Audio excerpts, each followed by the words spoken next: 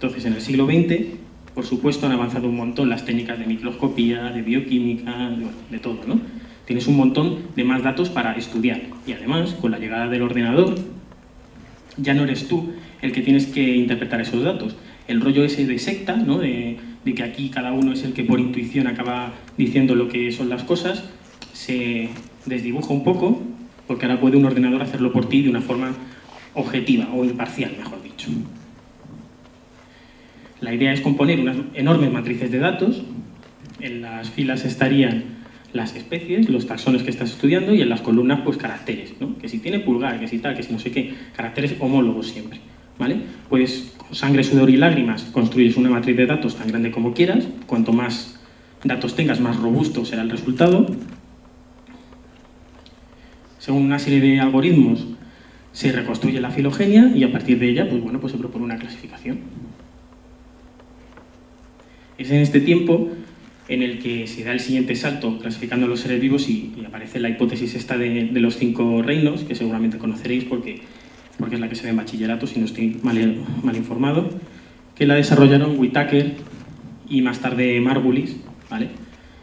Que supone un avance muy grande porque clasifica todos los organismos, adquiriendo todos esos conocimientos a partir de, pues eso, de bioquímica, de funcionamiento, de fisiología, etc., en 5 reinos. Mantiene animales y plantas, pero añade hongos, reconoce que los hongos no son ni animales ni plantas, y le da también un grupito especial a las bacterias porque tienen una estructura celular propia, ¿vale? Son unas células muy simples y eso pues se distinguía bien, pero eso sí, sigue manteniendo un grupo cajón desastre con todo lo que no se puede explicar.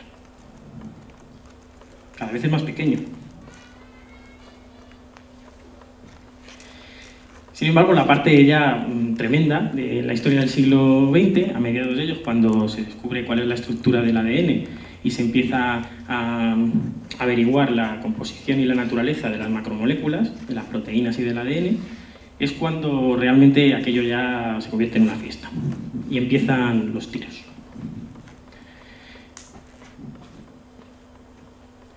Resulta que, como sabéis, las proteínas y el ADN son como un texto, es decir, son una secuencia de aminoácidos o de nucleótidos, ¿vale? Como si fueran letras, y esas secuencias contienen una información, no solamente una información para la biología de las especies, para su funcionamiento, sino además es que nos pueden decir cómo de diferentes son unas de otras. Entonces esto se les ocurrió a estos señores, Sacker, Kalani y Pauling, una idea muy chula, el reloj molecular.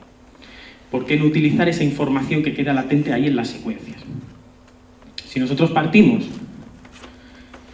de que determinado ancestro tenía una secuencia de proteína o de aminoácido, digo, de proteína o de ácido nucleico, y que en un evento de evolución, de especiación, ¿vale?, da lugar a dos que por la propia naturaleza de la evolución son distintos, podemos empezar a estimar cuánto tiempo hace que ha pasado de esas divisiones, y si no podemos hacerlos a lo bestia, y gracias, como os decía antes, a la informática, se empezaron a hacer reconstrucciones de la genealogía por primera vez, no usando caracteres que fueran perceptibles por los sentidos, ¿vale?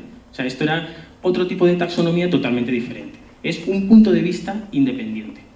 Y esto tiene un valor tremendo. Con el tiempo esto fue cada vez más y más barato. Con lo cual, bueno, ¿qué consecuencias tuvo esto a la hora de interpretar la clasificación de todos los seres vivos? Bueno, simplemente comentaros, por si acaso alguien todavía no lo sabe, que ahora, gracias a este señor, en el año 90, hizo una reconstrucción de este tipo filogenética a partir del ARN ribosómico y nos llevamos todos una sorpresa, porque resulta que no hay 5 reinos, sino que hay 3, o 3 dominios, de los cuales 2/3, este en azul el de las bacterias y el rojo de las arqueas, son de células simples, son de célula tipo bacteriano, indistinguibles al ojo humano, por supuesto con microscopio, pero hay un universo que las separa, son totalmente diferentes, tan diferentes entre ellas como el tercer grupo, que es el de las células ya complejas, en el que están ahí al final del todo animales, plantas y hongos, pues como unos reinos más, pero el panorama ha cambiado completamente.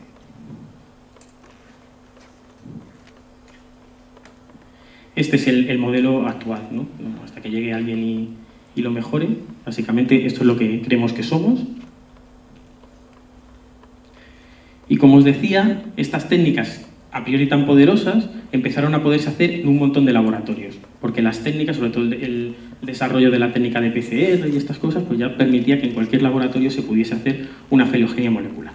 La receta es sencilla, esta es la parte difícil de conseguir los datos, ¿vale? En las filas estarían tus organismos y en las columnas estarían posiciones de una secuencia de ADN.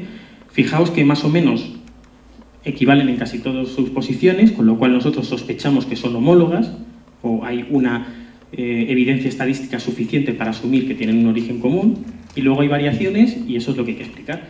Fíjate tú, ¿qué le iba a decir a Saker, Kalanian, Pauling que luego un Mindundi como yo iba a poder hacer estas cosas? La verdad es que impresiona bastante, que tú seas capaz de hacer esto. Esto ya está a la orden del día. Aplicando una serie de algoritmos, que no os voy a contar uno a uno, porque me lo agradeceréis, reconstruyen la filogenia, pues aquí de unos pececitos, por ejemplo. Y la historia es la misma, ¿no? Es decir, tú ves, en función de si comparten o no ancestros comunes, tendrá más o menos sentidos que los pongas en la misma categoría, de especie, de género, tal. ¿Vale? O sea, el concepto es sencillo. Esto lo veis en los blogs. Las filogenias, estas reconstrucciones filogenéticas y tal, en las noticias de ciencia salen, porque esto está a la orden del día.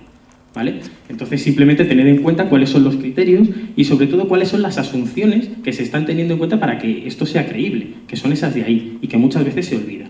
Para que tú hagas eso, tienes que creer que la reconstrucción de los genes equivale a la reconstrucción de la evolución de las especies. Eso puede ser verdad o no. Que la filogenia sigue un patrón de árbol, porque no hay transferencia lateral de genes y cosas de eso. Eso puede ser verdad o no. Y otra serie de asunciones que normalmente a todos el mundo les enseña, pero a la hora de la verdad se aplican o no. Lo digo porque hay que saber ver también un poco de forma crítica este tipo de artículos. Bueno, perdonad por esto, ahora vamos al meollo. ¿Por qué se habla de las revoluciones de la taxonomía? Vamos a ponerlo con el ejemplo que estábamos siguiendo.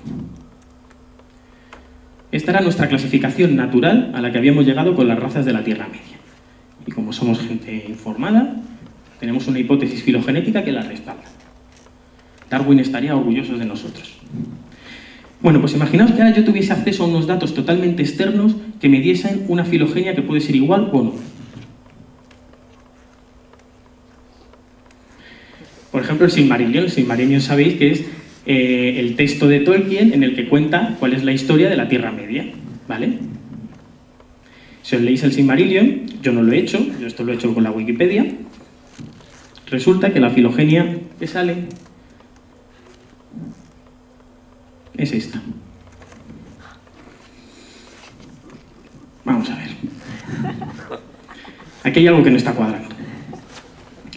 El grupo este de los elfos y de los hobbits, con el que habíamos quedado nosotros tan a gusto, no se sostiene porque no comparten un ancestro común que les sea exclusivo, ¿vale? Y lo mismo pasa con el de los barbudos. Los barbudos, vale, sí que es verdad que los enanos y los hombres se quedan juntos, pero no comparten un ancestro común exclusivo, porque resulta que hay por ahí un intruso. Si nosotros asumimos que la forma buena de interpretar las homologías es que parten de un ancestro común y que la única forma que científicamente tiene un sentido para clasificar es basándonos en la filogenia, esta clasificación no nos vale. Podrá ser útil para otras cosas. Lo que yo insisto que los orcos sean feos es muy útil a la hora de la batalla. Pero si tú quieres hacer una reconstrucción científica, tienes que hacer algo así. Eso lo digo, eso es lo que he leído en la Wikipedia, que primero fueron los primeros hijos de Ilúvatar, ¿vale? Que eran los elfos y a partir de ellos surgieron los orcos. Los segundos hijos de Ilúvatar fueron los hobbits y los hombres y por último quedaron los enanos como la tercera generación. Ahora, imaginaos que vosotros sois unos taxónomos que habéis dedicado vuestra vida a la clasificación anterior. Pero no puede ser, si es que los orcos son feos, ¿no lo ves? Ya, pero da igual que sean feos. Lo importante es la genealogía. Esto, por supuesto, te obliga a replantearte cuáles han sido los caracteres que has usado. A lo mejor ser feo no es tan importante. A lo mejor es más importante ser inmortal. Con esto quiero decir que estas